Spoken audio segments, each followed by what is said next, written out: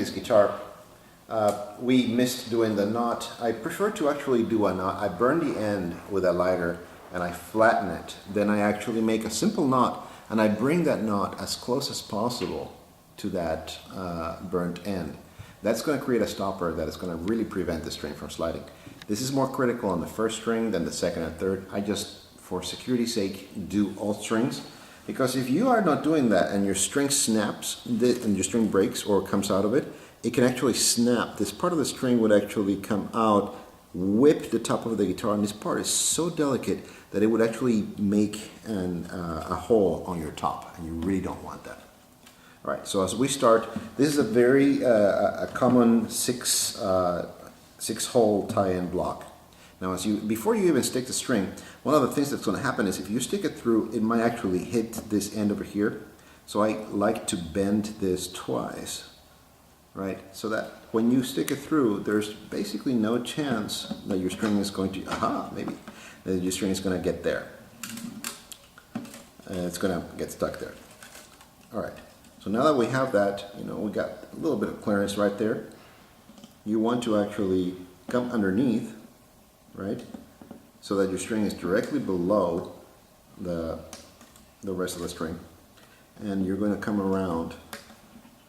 And I like to do 4 loops.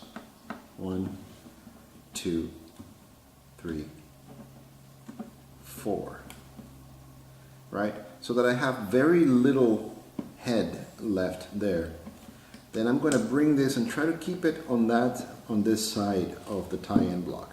I'm going to pull it up in tension, and notice how that head is on this side of the tie-in block.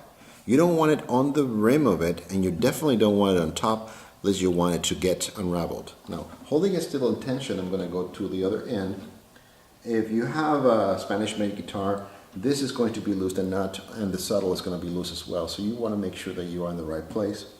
Because most guitars do not have enough room around the first string, I usually move that nut a little bit higher, unless your luthier was that considerate and went ahead and gave you more extra room. So you're always going to notice that in my guitars I like having a little bit more up there. Stick it through. You grab it on the other end, and this is what we call the drum. You're going to come up on the top side of the drum, or headstock side, right? That's the top. You're going to come up this side. Again, I'm going to try to hold it in tension, and I pull immediately, right? So I just went through and came up on the top side of the drum. Then I'm just going to loop and braid the string. I'm coming underneath the string, right? And I'm going to braid it. I'm going to do at least 4 braids. 2, 3,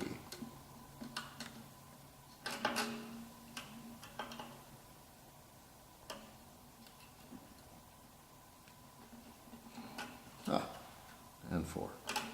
And then I pull that up in tension. It's okay that that moved.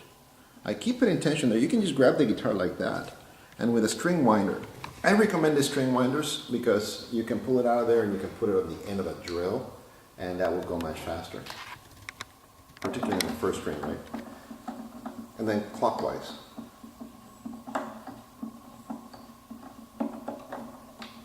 Now, depending on what kind of guitar you have, you're going to notice that the string might get a little too close to this end, so I try to pull the string so that it is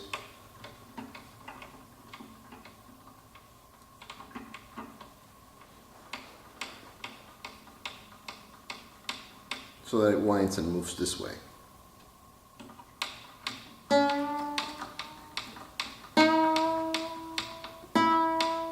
Bring it as close as possible to its pitch, and then move on to the next one.